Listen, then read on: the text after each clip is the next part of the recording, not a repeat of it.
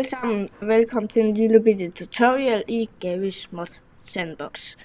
I dag der vil jeg vise jer, hvordan man kan lave sådan en bil her. Som man faktisk kan køre i. Jeg som spiller Gmod har så nok opdaget, at man kan ikke køre de biler, man spawner ind herindefra. At dem kan man ikke køre i. Men det kan altså godt. Og det er faktisk rimelig simpelt, hvordan I kan komme til det. I kan nemlig gøre det. Vi går ind under køretøjer. Så tager den helt normale Jeep her. Så kan man lige flytte den her over. Den kan man ikke frosse, som I kan se. Så ja, den stiller vi der. Så går vi ind til spawnlist, ind under vehicles. Så finder vi vores bil, vi gerne vil have til at kunne køre. Så kan vi sige, at vi vil gerne have den her grønne bil her. Godt så. Det er godt dækkende, de ikke ser helt ok ud, men den kan man lave. Så holder man C inden, så kan man højreklikke på bilen og sige deaktiver kollision. Og det samme kan man gøre med den her bil.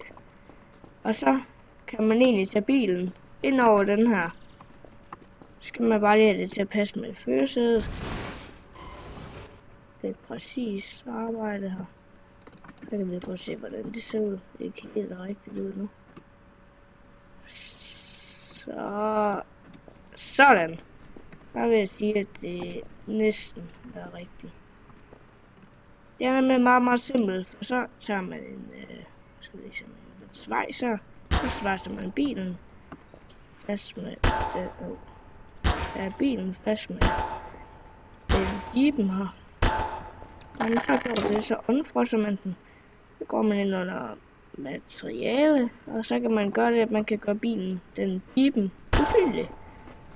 Og så ligner det simpelthen, når man så går rigtig ind i jeepen, så kommer man simpelthen ind i en grøn bil, ligner det. Og så kan man ellers bare køre, som kørte man en normal bil. Det var alt for dette lille simple tutorial.